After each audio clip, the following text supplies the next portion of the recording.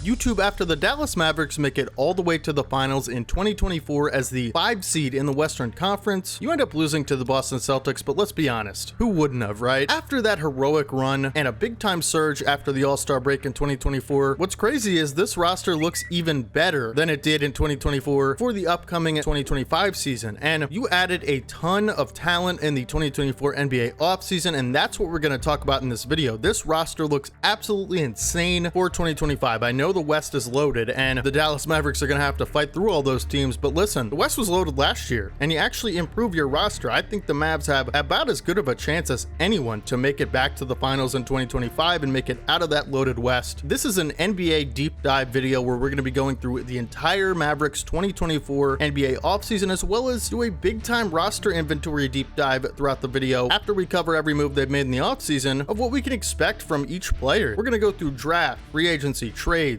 additions, re-signings, departures, all of that. We're going to talk about every move they've made. Let's get right into the Dallas Mavericks deep dive for the 2025 NBA season.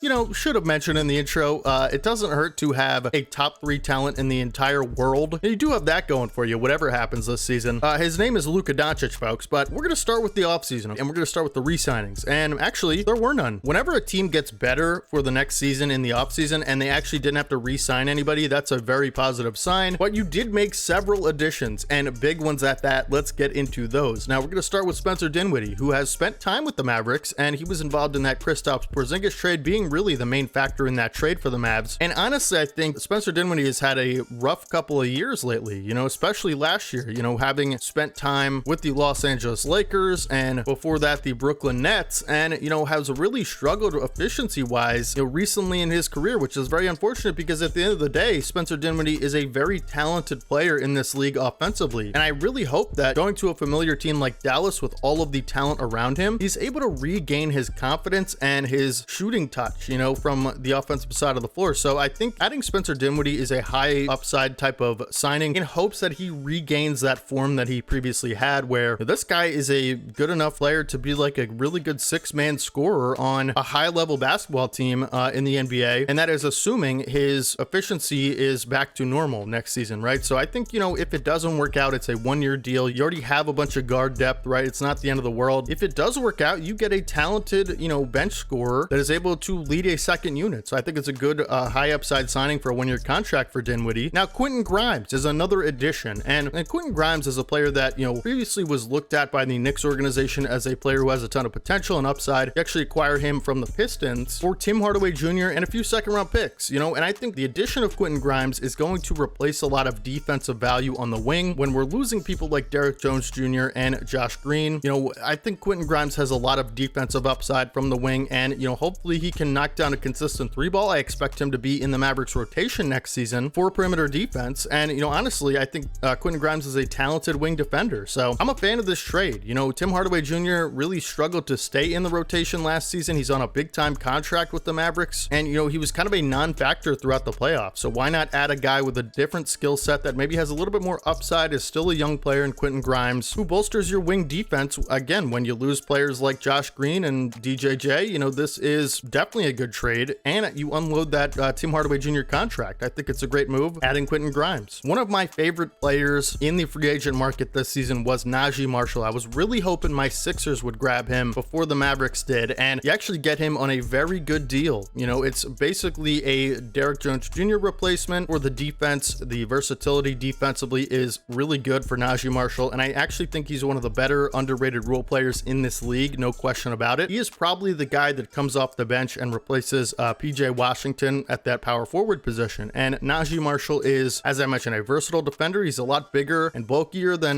Derrick Jones Jr., who you lose this offseason. And it's like a replacement that has a little bit of a different skill set. But I think the defense is similar in terms of how good it is to DJJ. I also think Naji Marshall is a, you know, really good catch and shoot guy. He's going to knock him down at a high efficiency. He is a decent, like, playmaker in the open court. And I just think he's overall versatile with a lot of edge and toughness to him. him, and I think he'll add a lot of grit to this Mavericks team, whether he starts or comes off the bench. I would predict him to come off the bench, but he's a very good skill set player to pair alongside guys like Luka Dončić and Kyrie Irving for the perimeter shooting and the edge and, toughness defensively. I think he's going to be a big addition for this team. And whether he starts or not doesn't really matter a whole ton because, for one, you have PJ Washington, and I think, Naji Marshall, again, whether he starts or not, this is a big time role player for you guys who's going to come in, play 25-30 minutes a game, get some defensive stops. He can guard a lot of, different kind of players. Again, he adds a grit, toughness, competitiveness to him. Good catch and shoot guy. One of my favorite, more versatile, role players on the market. Amazing signing for the Mavericks. Very underrated signing there. And then, the biggest move of the offseason. How can we not talk about this for the Mavericks? The Klay Thompson trade. You acquire Klay Thompson in a trade with the Warriors, a sign and trade deal where he signs a 3-year, $60 million contract, I believe. You basically give up Josh Green, a few second round picks and stuff like that. And Josh Green is a good 3-and-D wing, but again, he struggled a little bit in the playoffs last season. To be honest with you guys, it's not comparable, Josh Green to Klay Thompson. The second round picks, we could talk about whatever. We could talk about the contract. Listen, Klay Thompson, at the end of the day, he might not be his 2017 self after those injuries he suffered with the Warriors organization, but at the end of the day, this is still one of the top shooters in the entire NBA, no question about it. This is an elite tier shooter, one of the greatest shooters ever, and he's still at that level. I don't care if he had one bad game towards the end of the season last year in the elimination game, in the play-in tournament, does not matter. That's one game. Think about the value he's going to provide starting next to guys like Luka and Kyrie. I mean, he is going to be getting a lot of open shots from Luka's playmaking, and he is going to knock them down maybe better than anyone could off of the catch in the entire league. I mean, this is a high volume sniper from the outside that I think is still capable of decent defense, and he's got good size for the 3 position. I know he's more of a 2-guard throughout his career, but he's big enough to play the 3. And when you have guys like PJ Washington, Naji Marshall to, come in on, any different kind of lineup and guard guys that are, wings, I think you don't necessarily have to put Klay Thompson on a 3. Defensively, I think, that can be up to guys like Naji Marshall, PJ Washington. So I think just the offensive pop and rare, unique shooting ability from the perimeter is going to make this team a whole ton more dynamic offensively. We saw a lot of times last year how, the Mavs offense could get stagnant at times. It could in the finals and, against better defensive matchups like Boston or Minnesota. At times it could look like, Kyrie and Luka have to do everything. I know that's a little bit of a simplistic way to look at it, but, when it gets in crunch time in the finals, it's kind of how that is. And I don't think that's going to be the case anymore. For one, you add another guy with championship experience, and to be precise, 4 championships. Klay Thompson, he's going to help this team immeasurably in the playoffs. He's going to help this team be more dynamic in a half-court setting. He is going to add another monster threat on this offensive side of the ball alongside Kyrie and Luka Dončić. He's going to get so many open shots because the defense has to collapse a lot of times on guys like Luka, on big men like Dereck Lively, like Daniel Gafford. And so you're going to have to give up something with this offense now. You can't just shut down Luka and Kyrie. You're going to have to give up something. It's a lot of times it's going to be either a Klay Thompson 3. It's going to be, a dribble drive from Kyrie. It's going to be a mid-range game from Luka, a step back from Luka that's a little bit more open, or it's going to be a lob to one of those centers, and some, there's going to be a ton of open shots on this team. And I think, Klay's value is going to help that process along by, creating another level of immediate threat to this opposing defense, whoever it's going to be in the playoffs. So A+ move for the Mavericks. You add a dynamic offensive threat off of the ball. And I think that is, really what you needed, because at the end of the day, Kyrie and Luka are going to be handling the ball most of the time. These are ball dominant players who have to have the ball in their hands to make, the best plays they can. That is their best value. So, getting a guy off the ball who is as dynamic with the experience of Klay Thompson is immeasurable. A+ for the move. So those are the additions, some really good ones in there that I think are going to pay dividends, and for the departures, we do have some good ones as well. We talked about Josh Green being in that Klay Thompson deal. At the end of the day, there's just not enough minutes to go around for a lot of these guys on the wing, and you got to give up somebody to get Klay Thompson. So it had to be Josh Green. Unfortunately, I think he's a talented perimeter defender. I think he's a good catch and shoot guy. Struggled in the playoffs last year. I think he just makes a good fit in Charlotte. I think it's time to move on there. And then Tim Hardaway Jr., another guy who, struggled to stay in the rotation, didn't really add a ton of value to you on either end of the floor come playoff time. Getting rid of that contract, making room for guys like Klay Thompson, making room for guys like Naji Marshall is a big deal, no matter what kind of second round pick package you had to give up to get him. Derrick Jones Jr., this is maybe your biggest loss, unfortunately, but you do, I think, upgrade with guys like Quentin Grimes and Naji Marshall. there's plenty of wing defenders to go around on this team. Now you have PJ Washington who can guard 3s and 4s. Now you have Naji Marshall, another guy who can step in and guard 3s and 4s. You will have an upgraded defensive center play next season. I think Dereck Lively is going to be an excellent defender next year. And so you're really surrounding your, premier offensive talents with great defenders who can shoot and add a little bit of versatility offensively. And I think losing DJJ is big for the athleticism and the perimeter defense, probably your best one last season. But let's be honest, do we think that, DJJ, Josh Green, and Tim Hardaway Jr., do we think that those three players, losing those three players and adding what they added is an upgrade or a, negative? I absolutely think it's an upgrade on pretty much every level. That's just kind of how I feel about it. Maybe Mavericks fans can let me know down in the comment section if I'm wrong, but, at the end of the day, this is a W home run offseason for the Dallas Mavericks, and let's get into the draft picks. So, one draft pick for the Dallas Mavericks, and it ends up being Melvin Ajinça with the number 51 pick. And Melvin Ajinça, if you just look at his profile, he's listed as a guard, but he's 6'8". Okay, that is pretty, something to note there. And his first experience last season, he was one of France's top league players. So he's playing the best competition in France, from what I can read.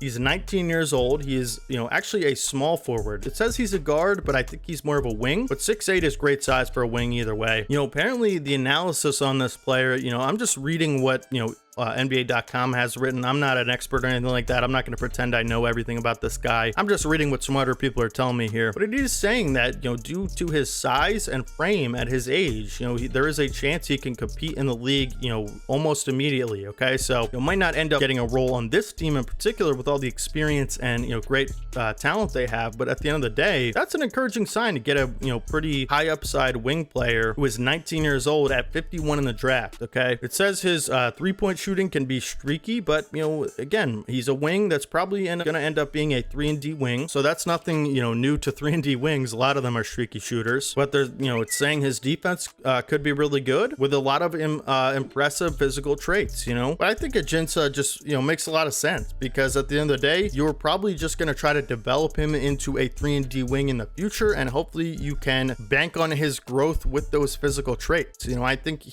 there's not a ton of players of that size on this team from the wing, right? So you talk about Naji Marshall, PJ Washington, those are big guys, but to be 6'8", around 220 at 19 years old is crazy. With some shooting upside, I think this is a player that, again, probably won't be in a big rotation minutes type of situation this season, but I do like the pick at 51 overall. This is an intriguing prospect who maybe can develop in the future. Maybe you don't have to re-sign a guy at a 3-and-D wing position if, this guy's ready in a couple years. So I think, Naji Marshall being on a 3-year contract, Klay Thompson being on a 3-year contract, right? These wings are going to be up for an extension at that point. If he's ready in 3 years, I think you get a steal there at 51, because now you can just play him and maybe, let one of those guys go and save some money there. So I think it's a good move, at 51. The Mavs are going to love their 3-and-D wings, with the type of system they run. So it's going to be very important. And yeah, that's Melvin Ajinça. Hopefully I characterized that correctly. I'm sure I got some things wrong. Please let me know what they are down in the comments. I'm not a draft expert. I don't even watch college basketball. I know he played in France, not college, but you know what I mean. Without further ado, folks, this is my favorite part of the deep dive. Every time I get to do a roster deep dive and roster inventory for the 2025 season, it's my favorite part of the deep dive. Let's get right into the upcoming 2025 NBA season Dallas Mavericks roster. We're going to go through player by player. Let's go, folks.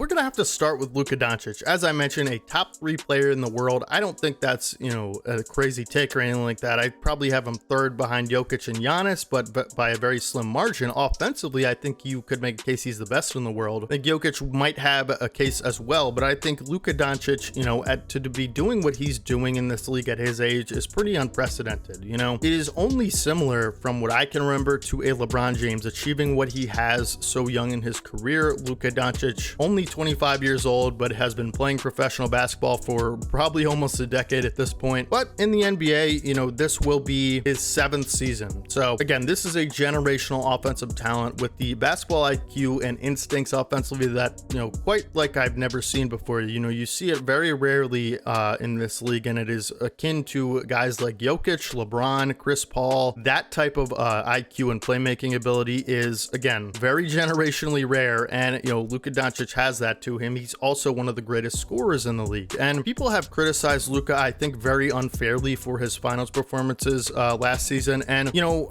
Mavs fans, if you've been around a while, you know, I can actually remember another Mavericks superstar early in their career having an MVP type season and disappointing in the playoffs. And that guy being Dirk Nowitzki, Hall of Fame power forward. Probably at this point, the Mavs' greatest player ever. I think Luka will have a case by the end of his career, I think it's fair to say. But Dirk Nowitzki in 2007 winning an MVP, losing in the first round to the We Believe Warriors. And people were basically hating on the same level to him that season. And, you know, that's very different from Luka Dončić making it all the way to the finals and having a couple bad games on on a really bad knee injury. I don't think that's the same thing at all, but I'm saying, you know, what Dirk did is a couple years later, you know, a few years later, he gets to the finals again. And, you know, maybe he has one of the greatest playoff runs we've ever seen in the NBA history. Not maybe, he did, okay? He took down the Lakers with Kobe Bryant. He took down the Thunder with, you know, KD, Harden, and Russ. He took down the Miami Heat with LeBron, D Wade, and Chris Bosh, okay? So that is one of the greatest playoff runs ever, no question about it. 2011 Dirk was amazing, and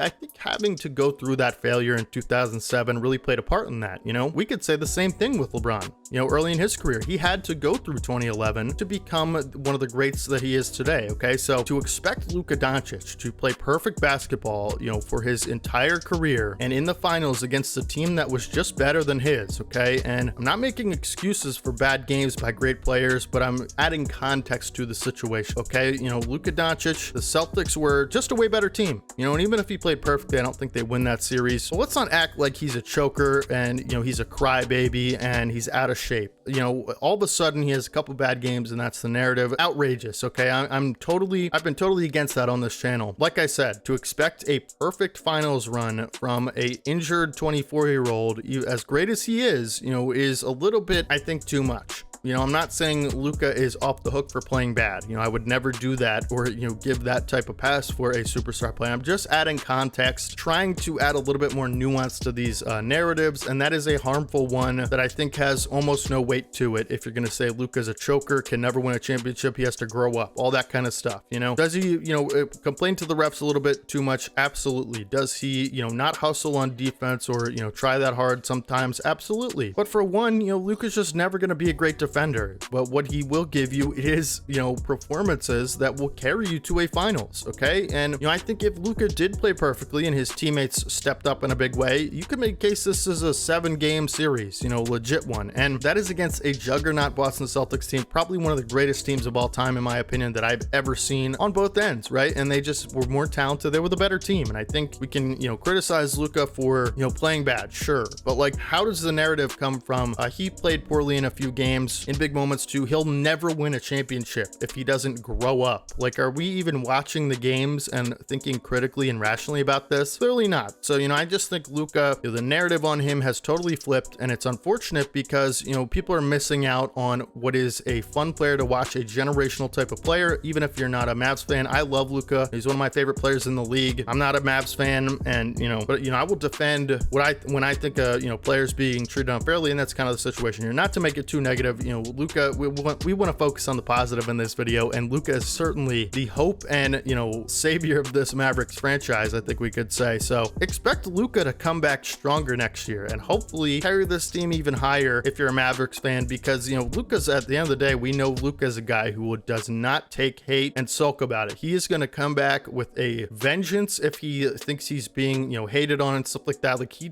is a dog, and he is a competitor, man. He is going to hear all that stuff, and that is going to make him so much better. So expect those type of things from Luka, and, you know, not for nothing, he has a lot better of a roster to work with next season. And again, hopefully wishing a long, healthy, productive season where the Mavs play their best all year long. And then I think that's all you can ask for. You know, the results will fall where they may, but Luka's certainly going to be the driving force of it in a positive way. And, you know, again, top 3 player in the world. You know, I don't think you could dispute that. Kyrie Irving revitalizing his career in Dallas. Okay, you know, Kyrie Irving coming off of those Brooklyn seasons, you know, he was, again, another guy with a bad narrative. He turns it all around last season, and this pairing looks way better than I thought, and I think a lot of people thought it would be. Kyrie and Luka have formed a bond, it appears, on the floor that is really cool to see, because, these are two players that I think like playing together. A lot of times you see these superstar pairings, the egos don't match. This is not one of those times, in my opinion. And, Kyrie Irving actually did break his hand, I believe. So let me know down in the comment section, Mavs fans. Is he going to be ready for the start of the 2025 season? I did hear that he broke his hand, early in the offseason, training and practicing, stuff like that. So let me know if you know more about that situation. Will he be ready for the start of 2025? Because that will be big for the chemistry, whether or not he can be ready for the season on time, because you have, new guys on the team that are going to have big roles. It's important to have everybody on the floor. So, please let me know about that. I really hope he, comes back. And now I'm thinking about it, depending on what kind of break it was, usually you see a couple months for these broken hands and, fingers and stuff like that. So hopefully it could be just a couple months. And I think that would make sense if he was ready for the start of 2025, hopefully. Okay. So either way, Kyrie's going to be an all-star caliber offensive player next season, no question about it. And he's going to be the second best player on the Mavs team next season, no question. Hopefully we see that type of Kyrie once again in 2025. One of the most talented players I've ever seen in my life. And I think probably everyone has who's watched basketball for a long period of time. So wishing nothing but the best for Kyrie and, the Mavs. We talked about Klay Thompson, how he fits on this team. I think is an excellent fit. We need an off-ball scorer next to these guys who are ball dominant. Those are hard to come by.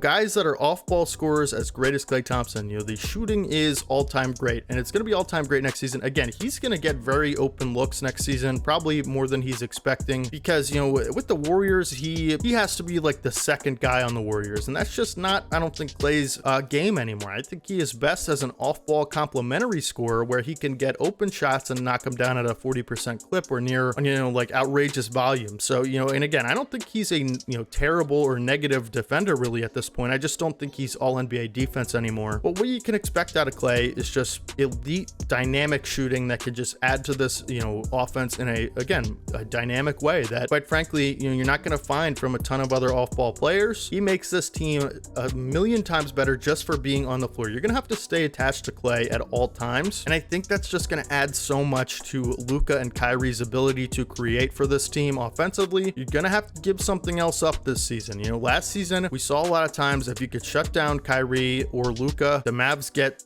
stagnant. And we saw PJ Washington step up a bunch. And I think that continues as well. He's another, big part of this team who we'll talk about. But at the end of the day, it's got to be, Luka and Kyrie. And I think having a guy like Klay Thompson off the ball to, take players away from those double teams is going to be big, because you just absolutely, no matter what, cannot leave Klay Thompson open. He will make you pay, as we've seen him contributing in that way to a four-time championship team in the Golden State Warriors dynasty. And, I think we should talk about PJ Washington because, again, his addition at the deadline was probably your biggest move. Okay. Daniel Gafford was big, but PJ Washington, I think, was the biggest. He ended up being like the third option on this team, down the stretch and through the playoffs. He stepped up big time, putting up 20+ point games, as that third option, a really big part of that Mavericks run. And again, another guy that's capable of good defense from that power forward position. He is one of the better, like, two-way power forwards in the league, in my opinion. He's got a lot of offensive game to him. He's a really great shooter from the outside, a guy that can play off ball, but also in a pinch get you a good shot,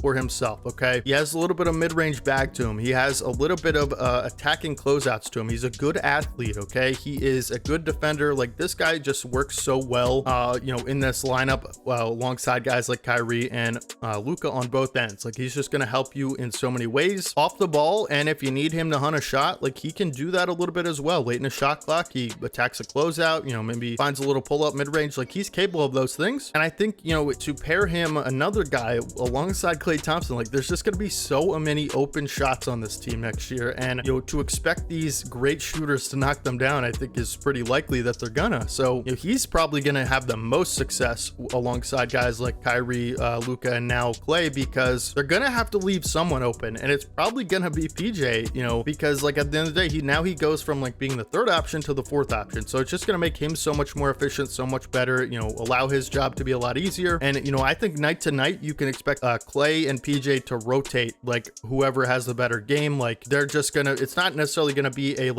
third option, fourth option, every game type of linear type of stuff. I think night to night, you can expect it to be different between the two of them. And that is a great problem to have. So, hopefully PJ can continue what he did in the playoffs last year and help this Mavericks team to another finals run. Dereck Lively II, one of the best rookies in the league last year. Okay. He had a phenomenal year on both ends of the floor. And I think, as the season went along, he learned so much and got so much more consistent, especially around playoff time. We saw in those finals how dominant he can be on both ends on the interior at times. Okay. He is a, great upside rim protector. Like he is so athletic down there. He's a massive body who can just bully people, block a shot, contest everything, rebounds, right? Like he is that type of monster. This is one of the saving graces of this team. For the longest time, the Dallas Mavericks needed a center that can, do those type of things. They just couldn't put it next to Luka. You score him in the draft last season, and man, it looks like a home run at this point because he's only going to get better, right? And he is one of the best lob finishers already on offense. Like he is just a massive problem down there in the paint, bullying a lot of centers a lot of times in the postseason last year. And I think he's a player that's just going to develop and get better next year. Like he is one of the breakout candidates for me. I think he is a great rim protector, great lob finisher, just amazing rim runner who has so much potential with this team. And I think it's a guy you have to start next season. I would expect him to get more minutes next season, even though, Daniel Gafford is good and that pairing is good. Like I just think he's going to be much more consistent next year and, at times be dominant on both ends. I absolutely love Dereck Lively. And like this team is just built so well. Like they complement each other so well. And I think, Dereck Lively and, Daniel Gafford being a big part of that, because Daniel Gafford, another, deadline addition who you acquire from the Washington Wizards. I've watched Daniel Gafford play my Sixers for a long time. And he actually has, a guy that takes on the challenge of like a Joel Embiid, and he looks to, compete with a guy like Joel. Like he loves that type of, like he's a real dog. Like he gets active, right? And Daniel Gafford, his offensive rebounding is incredible. Last year shot 78% from the field with the Mavs, which was absolutely wild. A decent enough free throw shooter. Like I think he's good enough, but the offensive rebounding is big for Daniel Gafford. Again, another amazing lob finisher. He was really dynamic in that role. Him and the size of him and Lively is just too much, I think, for a lot of these West teams. And that's why you see a team like OKC go out and get Isaiah Hartenstein in free agency, give him that big contract, because Dallas is just, those guys are bullies down there. And that's what you love to see from Dallas, because, anytime you can have lob threats on the floor at all times that are athletic and can jump out of the gym next to Luka Dončić, that is absolutely incredible. These pick and roll games, these offensive rebounders, we talked about in the Warriors deep dive, how the Warriors love offensive rebounders. And that is because when you have great shooters, which the Mavericks do now in, 3 all-time great ones, basically, but, adding Klay Thompson, Daniel Gafford, and guys like that on the offensive glass are going to be massive for Klay Thompson. As we all know, the best time to get an open three is after an offensive rebound and a kick out. The Mavs are going to get a ton of those next season, and Daniel Gafford's going to be a big part of it. Look for him to be the backup 5 next year, but, probably one of the better ones in the league. I mean, maybe the best, you could make a case. So, this is a dynamic center who has legit size and, athleticism down low. We talk about Quentin Grimes. I think he adds some defensive upside to this team. If he could shoot a consistent 3-ball, which, he mostly did that throughout the time with the Knicks. Okay. So he's a plus defender. He's an athlete. And I think if he can knock down a consistent 3, you could see him basically fill in for Josh Green in that role, right? Take on some of the best players defensively on the perimeter off the bench. And I think, that's a positive thing next to guys like Kyrie and Luka. So look for Quentin Grimes to be somewhat involved in this rotation throughout the season.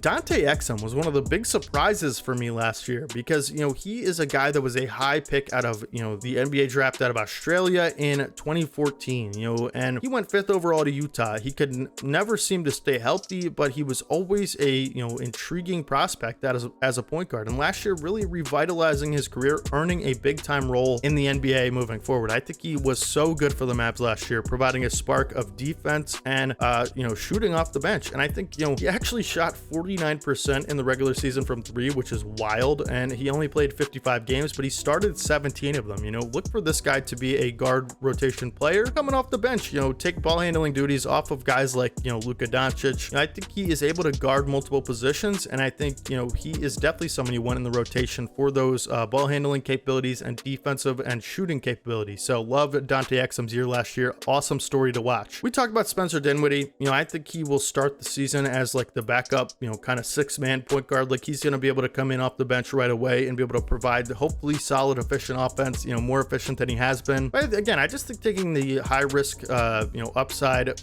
flyer on him in free agency for a 1-year deal is massive. Like if it actually works out the best it could, you get a, really good 6-man for a 1-year deal for very cheap. This is a beautiful thing for the Mavs. And again, I think all the good players around him on a minimum salary contract, this is a great signing. Whether it works out or not, you have a high upside and, high reward type of signing. So, hopefully he can return to his former self. He's a talented offensive player with a lot of offensive pop off the bench. I think hopefully that's what you see from him early on in the season next year as a 6-man. Jaden Hardy, this is a player that was really exciting in the second round a couple years ago. And, he's a big time, microwave scorer. And I think Jaden Hardy, if he can develop into a little bit more consistent in that role, I think another guy who could compete for that spot with Spencer Dinwiddie. We saw a lot of times throughout the year last year, if, Kyrie and Luka are off the floor, both of them, this offense is in trouble. And I think if Jaden Hardy can continue to develop his shot selection and, hopefully his efficiency and consistency a little bit better, you could see him or Spencer Dinwiddie fight for the 6-man role off the bench to come in and be the spark plug scorer that this team needs when they rest Kyrie and Luka, because recently they just haven't been able to do that a whole ton. Maxi Kleber, a longtime Maverick, career Maverick, probably one of the longest tenured Mavs, maybe the most actually. This is a guy that I think, has a lot of love in the organization, and he is a floor spacing, power forward, big man, right? I think he adds a lot of, grit, leadership, and, again, perimeter floor spacing for this team. And I think his connection with Luka Dončić is really cool. I just think, he could have a role in this season, maybe not when you add a guy like Naji, who we'll talk about, but hopefully Maxi Kleber can stay on this team and, retire a Mav someday, because I think it's just a fun story that he's been on the Mavs his whole career. And I think Luka and him have a bond, and, hopefully he can return to a, near 40% 3-point shooter at his 6'10" size next season, like he was in 2021. He was a big problem from 3, 35% from 3. Hopefully that can increase a little bit, but I just think he adds a little bit of a different look at power forward if you ever need it. Talk about Naji, who can play 3 or 4. I think he's mostly a 3, but he does have the size, I guess, to compete with 4s. He's a big 6'6". It says 6'6",